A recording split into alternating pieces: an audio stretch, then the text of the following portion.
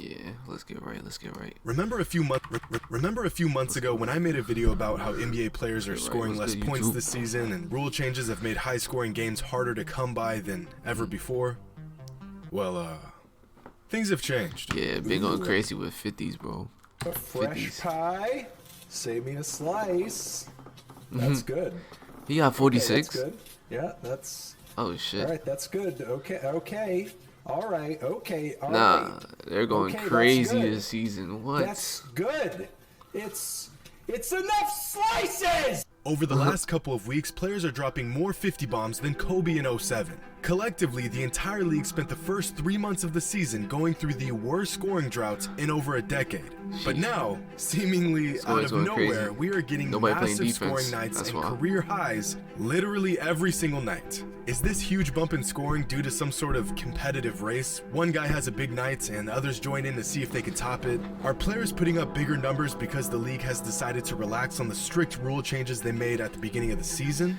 Or is something much bigger going on? Or they just nice, bro.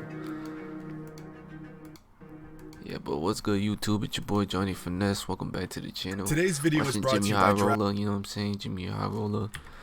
You haven't watched his videos in a minute. He haven't dropped in a minute though. Bets. You know what I'm saying? That's pick the number one. Head over to free bet deposit and join. This NBA season got off to a pretty rocky start in terms of offense. Team scoring was down, player scoring was down, and efficiency was down. Among the top players in the league, there virtually wasn't a single player who was outperforming expectations, or even meeting expectations for that matter. We saw the first 50-point game of the season on November 8th, just 19 days after the start. I think I'm stuttering OD, but I think they was bad the last 8 seasons because they was trying to be like Stephen Curry. Part of the season. Now people we got wouldn't range. see the second 50-point game until December 12th. 2.5 months into the season and just 2 50-point games to show for it. Things began to heat up a bit in January with 4 50-point games in a single month. And closing out the end of February, the league added 2 more 50-point bombs, bringing the season total up to just 8. But on that last day of February, Ja Morant dropped a career-high 52 points against the Spurs. Yeah, I remember that. And then all hell broke loose. When I was young, I was always told if you shaved, it would grow back faster. And so at a young age, I'm like, well, I need to get a mustache. 5 days later, LeBron drops 56 points, the third highest single game total of his entire career. The next day, Jason Tatum scores 54. 2 days later, Kyrie Irving scores 50 points. 3 days later, LeBron scores 50. 2 days after that, Durant drops 53 points in just his 5th game back off of an injury. The next day, Karl Anthony Towns drops a career high 60 points. And then the very next day, Kyrie Irving pops off for a career high 60 points as well. The man is a part-time NBA player. And right when you thought this blistering scoring run was over, Sadiq freaking Bey drops a career high 51 points against the Magic. What's going on? Usually NBA fans are lucky if we get to watch a couple 50-point games in a single month. We just saw 9 50-plus point games in 18 days. They getting ready for the playoffs. The 8 50-point games in the month of March definitely getting ready for the playoffs, no cap. Definitely getting ready. Are the most in a single month in 60 years. Guys, we are only 18 days into the month. And if that isn't crazy enough, here's a stat that'll really hurt your head. Out of the last 20 NBA seasons, only 9 of them had more than 8 50-point performances for the entire season, which means in just 18 days, the NBA has produced more 50-point games than 11 of the last 20 seasons. Sheesh. Just a few months ago, we were watching superstars struggle to even get 30. And now we got Kyrie Irving scoring 41 points in the first half, Jordan Clarkson coming off the bench for 45, and an old man going for 56. An old man. So, what changed? Well, I think the explanation behind all these massive offensive games is very simple. Steph drops 47 on his birthday. Karl Anthony Towns puts up a career-high 60 on the anniversary of a very significant day in his life. Kyrie and Durant each having monster games after their game against Philly and James Harden. I think I see what's going on here. The NBA's best players are playing one big game of anything you can do, I can do better. Fueled by their innately competitive nature, these players are finding absolutely any reason to tee off on 30 shots and throw the playbook out the window as they barrel their way into the paint for another and one. Ja Morant's 52-point game was the first of this 3-week-long scoring barrage. But I think it really started with LeBron's 56. After watching LeBron go berserk, stars around the league took the opportunity to one-up him, or at least put on their best show. The Celtics have been on fire, so Tatum decides to take the liberty of giving himself a huge night. Damn, I haven't heard about Tatum in a minute, no cap. By putting up a career-high 15 3-point attempts. Now, no one goes out and just attempts 15 threes. And those 54 points were no mistake. Jason Tatum went out of his way to have a career night. In the midst of talks regarding health and politics, Kyrie drops off a 50-point game. As a reminder that despite his part-time status, he too is one of the league's most elite players. And as the weeks go along, more and more stars join in on the scoring frenzy. Trae Young goes for 47, but is overshadowed by a 53-point performance by KD. And so he comes back with 46 points the very next night, but is outdone once again by Stephen Curry's 47-point birthday special and Cat's 60-point explosion. All on the same exact day. And as if things couldn't get any more out of hand, Kyrie follows up the performance of the season by matching Towns' 60 with a 60 bomb of his own. One thing I've been absolutely sure of for years is that the best scorers in the NBA could average 40 a game if they wanted to.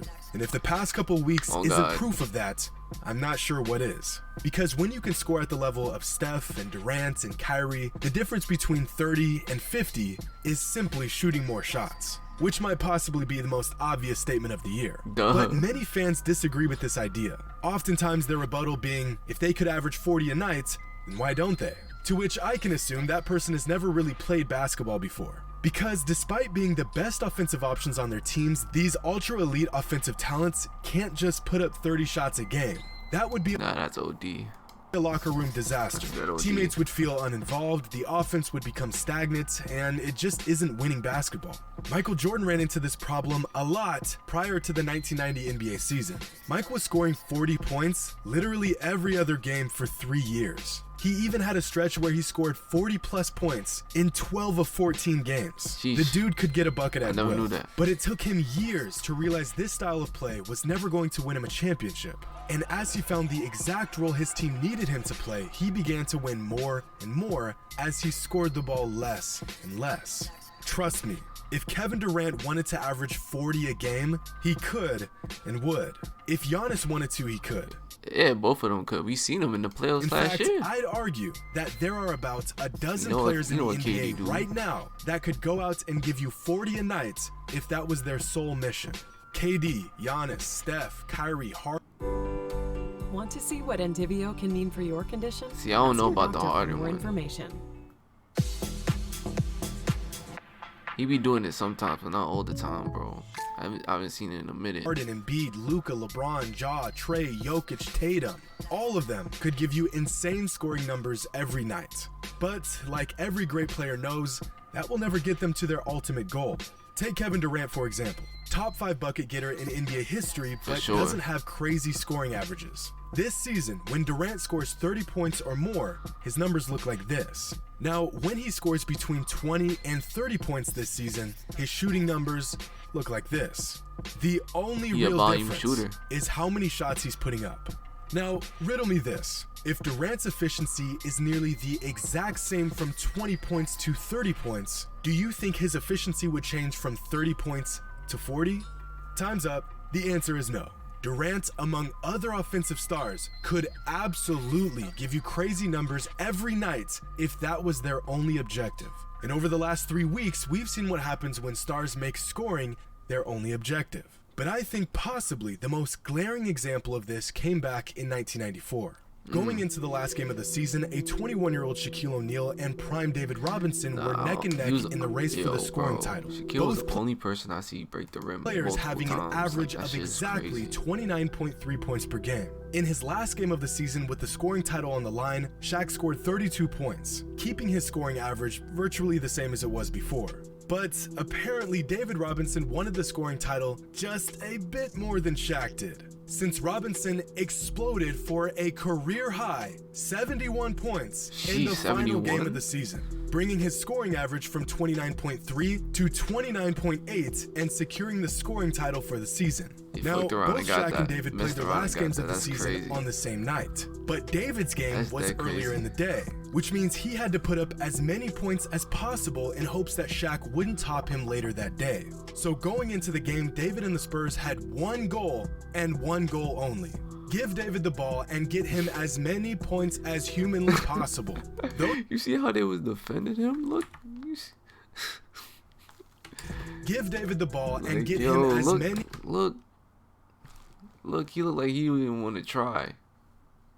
This nigga was like, yo, do something. Points as humanly possible. Those 71 points were not a fluke.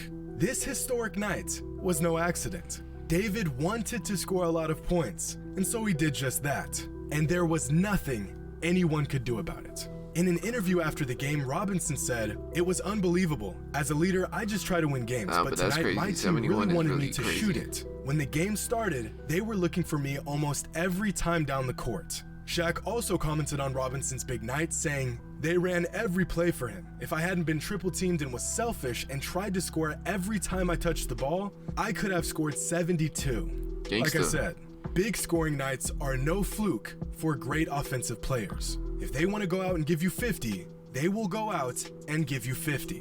Which brings us back to this unbelievable 3-week stretch of NBA basketball. Game after game of huge scoring nights and career highs. You know, it's too bad these players really want to win. Otherwise, we'd see this stuff far more often. There's nothing like tuning into a game and watching history unfold in real time. Watching the crowd erupt shot after shot, knowing the man with the hot hand is coming down the court with only a bucket on his mind and nothing the defense can do to stop him.